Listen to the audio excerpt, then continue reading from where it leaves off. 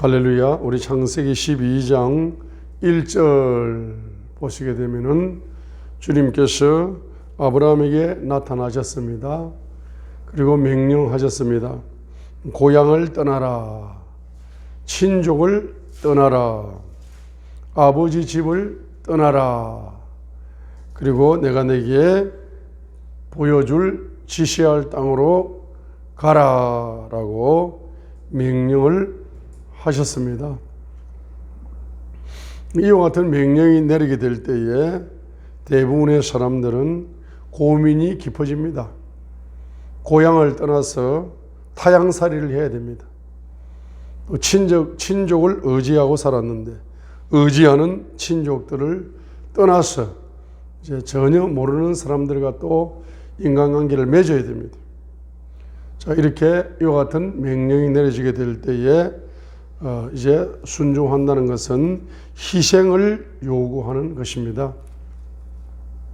이제 우리 집사님 신앙생활을 잘하기 위해서는 새벽 기도도 나오셔야 되고 수요 예배도 나오셔야 되고 금요철야도 나오셔야 되고 그렇게 하셔야 되는데 서울에 살고 교회가 또 안산에 있다 보니까 일주일에 한 번씩 예배 드리고 새벽 기도부터 시작해서 수요 예배, 금요철야 이런 거 한 번도 안 드리다가 일주일에 한 번 딱 주일날 예배 드리러 오니까 이제 신앙의 성장이 속도가 늦습니다.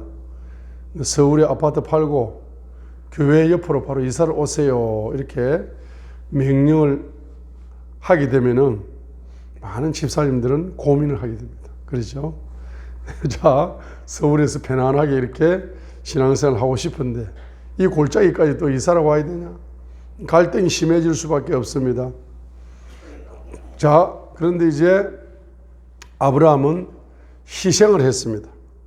그렇죠? 그래야 창세기 12장 4절에 이처럼 아브라함이 주께서 자기에게 말씀하신 대로 떠났다. 주께서 자기에게 말씀하신 대로 떠났다라고 창세기 12장 4절에서 아브라함의 믿음을 보여주고 있는 것입니다. 그래서 아브라함은 주님의 명령을 레마의 말씀으로 받아서 자기 생각을 희생했던 것입니다. 자기 생각을 내려놓았던 것입니다. 자기 계산을 내려놓았던 것입니다. 자기 설계도를 다 내려놓고 이제 주님께서 이렇게 명령하신다면은 큰 뜻이 있겠지. 주님의 큰 뜻이 있겠지. 나의 뜻이 아무리 훌륭하고 크다 할지라도 주님의 뜻에 비할 수 없다 하고 자신의 생각을 내려놓고 서울의 아파트를 팔고 이제 교회 옆으로 이사를 한 달 안에 바로 오버리는 이와 같은 믿음의 사람이 되려면은 아브라함 같은 믿음의 사람이 되려면은 자기 생각을 포기해야 됩니다. 자기 생각을 희생해야 되는 것입니다. 그래서 믿음이라는 것은 바로 믿음의 정의가 여기서 나오는 겁니다. 믿음의 정의가 무엇입니까? 아브라함이 말하는 믿음의 정의가 무엇입니까? 바로 자기 생각을 내려놓고 하나님의 생각을 따라가는 것입니다. 자기 생각을, 하나님의 생각을 따라가기 위해서 자기 생각을 희생하는 것이 믿음이다라고 아브라함의 생애를 통하여 우리가 이것을 발견할 수가 있는 것입니다. 바로 내가 내게 보여줄 땅으로 가라. 내가 내게 보여줄 땅으로 가라라고 명령을 하게 되는데 이 하나님의 명령을 따라서 바로 자기 생각을 포기하는 희생적인 믿음을 소유함으로써 믿음의 조상으로 쓰임받는 역사가 일어나고 있다는 사실인 것입니다. 아브라함은 이와 같이 창세기 13장 9절을 보시게 되면은 창세기 13장 이제 아브라함이 1절부터 해서 4절까지 아브라함이 신앙생활을 잘 함으로써 하나님께서는 고향을 떠났음에도 불구하고 고향에 있을 때보다 더 많은 이제 축복을 허락하셨습니다. 그래서 아브라함은 바로 큰 부자가 된 것입니다. 그런데 아브라함을 따라서 신앙생활을 흉내만 냈던 조카 롯도, 바로 아브라함이 부자가 될 때 아브라함 곁에서 신앙생활을 함께 했던 롯도 바로 아브라함 같은 부자가 되었더라 이 말입니다. 그러죠? 그래서 창세기 13장 5절과 6절을 보시게 되면은 아브라함과 함께 간 롯에게도 양떼와 소떼와 장막이 있었으므로 이렇게 표현하는 것입니다. 창세기 13장 2절은 아브라함의 부요를 이렇게 표현합니다. 아브라함에게 가축이 풍부했을 뿐만 아니라 은과 금이 심히 풍부하게 되었더라라고 아브라함이 바로 이제 아브라함의 부요를 창세기 13장 2절처럼 표현했을 뿐만 아니라 바로 롯의 부요를 창세기 13장 5절로 표현한 겁니다. 아브라함과 함께 간 롯에게도 양떼와 소떼와 장막이 있었다 했으니까 롯도 양떼, 소떼를 이룰 정도로 부자가 되었는데 그 누구 덕택에? 바로 아브라함 덕택에. 아브라함이 예배 드리면은 자기도 예배를 드리고 아브라함이 기도하면은 자기도 기도를 하고 아브라함이 찬양하면 자기도 찬양을 하고 이 조카 롯은 아브라함의 신앙을 그대로 그냥 흉내만 내고 따라만 했어요. 그렇게 했음에도 불구하고 하나님께서는 아브라함에게 부요를 주실 뿐만 아니라 롯에게도 부요를 주었는데 그 롯의 부요는 아브라함을 통하여 주어졌다는 것을 창세기 13장 5절을 문자적으로 발견할 수가 있습니다. 그렇죠? 그래 누구와 함께 신앙생활을 같이 하느냐가 여러분의 물질의 열매가 열리느냐 안 열리느냐 결정할 수 있는 그와 같은 것이라는 것을 알 수가 있습니다. 여러분의 부요의 열매는 누구와 함께 신앙생활을 하느냐. 그러죠. 그래서 아브라함은 바로 예배 중심으로 4절에 보니까 제단이 있던 곳에 이르렀는데 그것은 그가 거기서 처음에 만든 것이더라. 아브라함이 거기서 주의 이름을 부르니라 라고 말씀했습니다. 아브라함은 주의 이름을 부르면서 예배 중심의 신앙생활을 하게 되니까 그와 같은 아브라함의 신앙을 본받아서 롯도 바로 예배 중심으로 신앙생활을 하면서 주의 이름을 부르게 되는 것입니다. 그러죠? 그래서 신앙생활은 누구를 만나냐에 따라서 그 신앙의 깊이와 질이 결정된다는 것을 창세기 13장 5절을 통하여 문자적으로 발견할 수가 있는 것입니다. 자, 6절에 보게 되면 이제 아브라함도 부자가 되고 롯도 부자가 되었습니다. 그죠? 그러니까 부자가 되니까 경제적으로 너무 많이 증가해 버렸습니다. 자, 경제적으로 증가하는데 아브라함이 믿음이 성장하는 속도와 롯이 믿음이 성장하는 속도가 너무나 차이가 났습니다. 아브라함은 신령과 진정으로 예배를 드렸지만은 롯은 그냥 흉내만 따라만 했어요. 그렇죠? 아브라함은 직접 주님을 만나서 말씀을 받았지만 롯은 직접 주님을 만나서 말씀을 받지 못하는 거죠. 아브라함은 기도 응답을 받았지만 롯은 기도 응답을 받지 못했습니다. 그래서 아브라함의 신앙은 본질적인 이제 신앙생활을 했을 뿐만 아니라 롯은 그 반대의 신앙생활을 했습니다. 왜냐 하게 되면 6절을 통하여 알 수가 있는 겁니다. 이제 아브라함이 물질이 많이 소유가 많아서 아브라함이 물질이 많이 증가되고 있었고 롯도 역시 뭐죠? 물질이 많이 증가될 수가 있었습니다. 자, 가난할 적에는 그 사람의 신앙을 이제 아브라함의 신앙이나 아브라함의 믿음의 차원이나 롯의 믿음의 차원이 자, 물질적으로 가난할 적에는 믿음이 다 좋은 것 같습니다.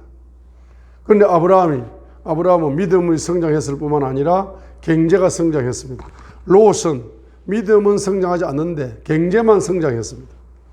자, 그러다 보니까 이제 믿음이 약하고 물질만 많아지는 이제 그 로봇에게 이제 문제가 발생하는 것입니다. 자, 그래서 이제 6절에 보면은 그 땅이 그들을 감당하지 못하여 그들이 함께 거하지 못하였으니, 그 함께 동거하지 못하는 이유가 뭡니까?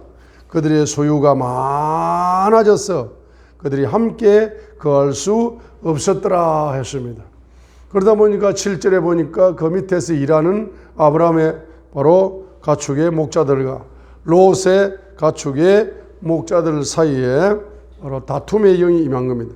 분쟁, 경제가 많아져 가지고 다툼과 분쟁이 일어나게 된 겁니다.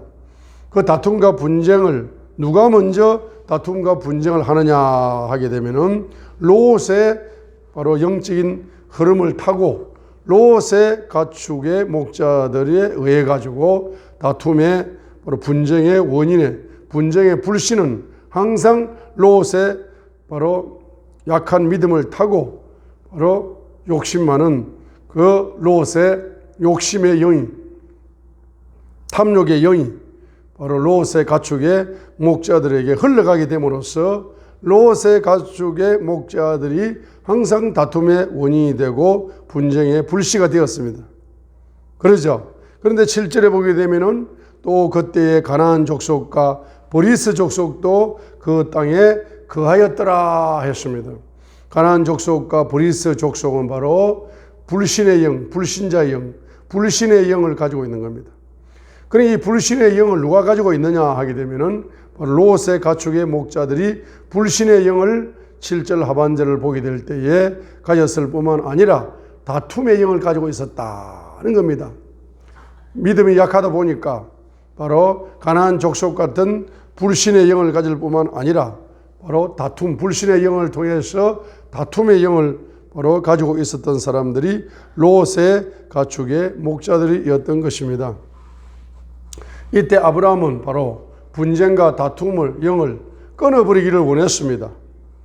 그러나 롯은 분쟁과 다툼의 원인의 영을 바로 수용해버렸습니다. 용인해버렸습니다. 용인해버렸습니다. 그렇죠? 그래서 암묵적으로 롯은 말은 안 하지만은 자기 마음속에 뭡니까? 다투든지 말든지, 불신의 영을 가지든지 말든지, 다투든지 말든지, 일단은 내 경제적인 이익부터 챙기는 그와 같은 심보를 가진 사람이 바로 롯이었다는 사실입니다. 그러나 아브라함은 조카와 분쟁할 수 없다. 하나님을 믿는 것이지 내가 물질을 의지하는 사람이 아니다. 난 하나님을 의지하는 사람이지 물질을 의지하는 사람이 아니다. 그렇기 때문에 하나님을 의지할 때에 하나님은 바로 불신의 영을 싫어하시고 다툼의 영을 싫어하시기 때문에 하나님이 싫어하시는 거 나도 싫어한다. 그래서 이것을 해결할 수 있는 방법은 바로 롯의 심보를 내가 고칠 수 있는 것도 아니다. 내가 아무리 삼촌이고 조카지만은 그걸 조카의 심보를 내가 어떻게 고치냐. 하나님께 맡겨야지. 하나님께 맡기는 아브라함의 신앙입니다.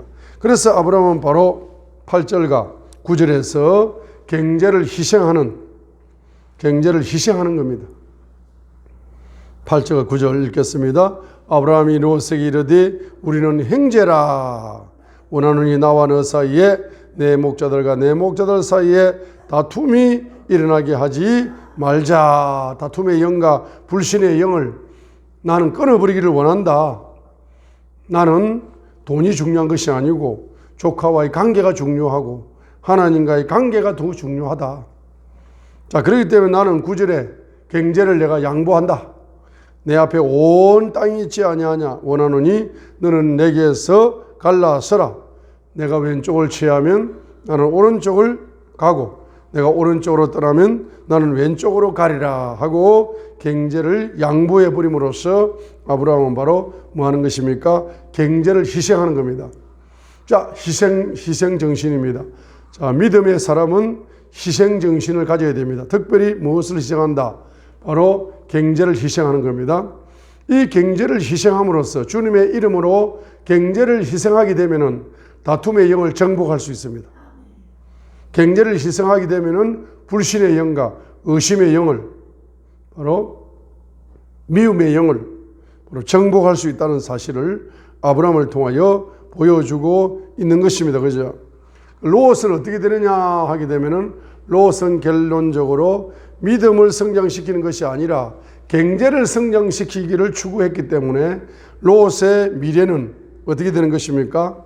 바로 다툼의 영과 불신의 영을 통해서, 의심의 영을 통해서 세상의 영에 정복당해서 소돔의 영에 정복을 당함으로 말미암아서 롯은 결론적으로는 어떻게 됩니까?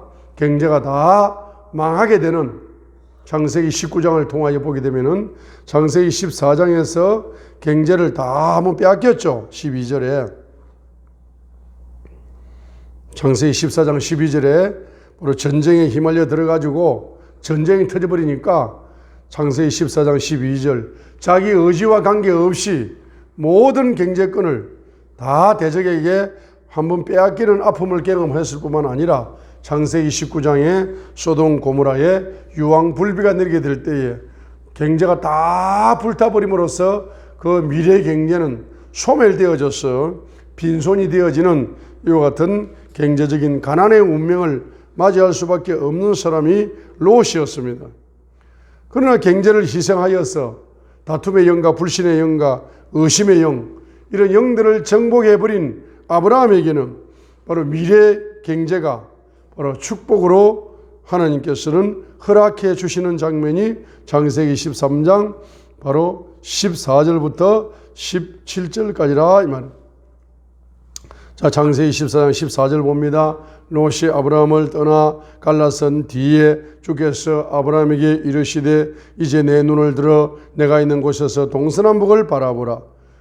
자, 내가 보는 온 땅을 내가 너와 내 후손에게 영원히 주리라. 내가 내 후손을 땅에 티끌 같게 하리니 사람이 땅에 티끌을 너희 셀 수 있거든 내 후손도 세리라. 일어나 그 땅을 그것의 길이로도 걸어보고 그것의 너비로도 걸어보라. 내가 그 땅을 내게 주리라 하시니까 바로 이와 같은 경제적인 바로 축복의 예언을 아브라함이가 받았습니다.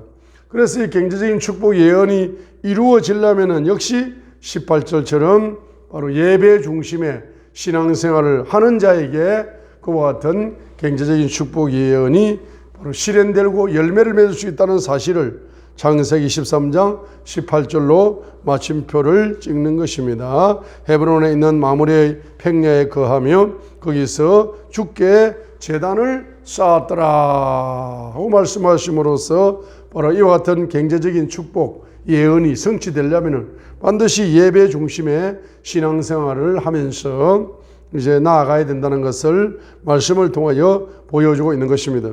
오늘 말씀의 핵심이 무엇입니까? 바로 경제를 희생하는 자에게 미래 경제 기적의 예언을, 미래 경제 기적의 열매를 주님께서는 반드시 주신다는 사실을 아브라함의 생애를 통하여, 아브라함의 발자취를 통하여 저와 여러분들이 발견할 수가 있는 것입니다. 그래서 여러분들은 경제를 추구하지 말고 여러분의 믿음의 성장을 추구하셔야 됩니다. 누구처럼?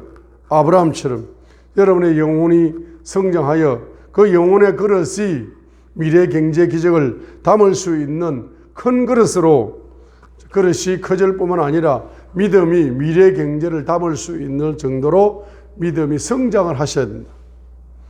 그래서 여러분 물질의 많음을 추구하지 말고 롯처럼 믿음의 성장을 여러분들이 아브라함처럼 추구하셔야 되는데, 믿음이 제일 빠르게 성장하는 방법은 예배 중심의 신앙생활을 함으로써 믿음의 성장이 빠르게 될 수 있다는 것을 창세기 13장을 통하여 보여주면서 여러분의 그 믿음이 성장하는 자에게는 하나님께서는 반드시 미래 경제의 축복의 예언을 통하여 그 열매를 주신다는 것을 말씀을 통하여 보여주고 있습니다.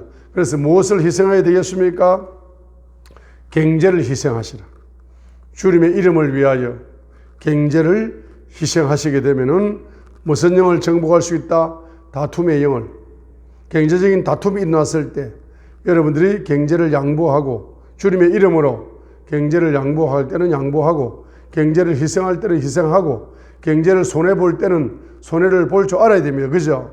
그렇게 함으로써 다툼의 영, 불신의 영, 의심의 영, 미움의 영, 이와 같은 영들을 정복할 수가 있다.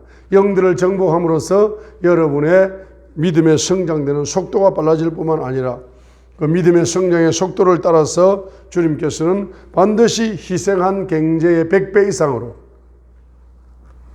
희생한 경제의 1000배 이상으로, 희생한 경제의 10,000배 이상으로 주님께서는 경제적인 축복으로 갚아주신다는 사실을 믿음으로 소유하시어서 여러분 희생하는 신앙으로 여러분의 미래가 창대한 축복의 열매를 맺게 되시기를 주님의 이름으로 축복합니다.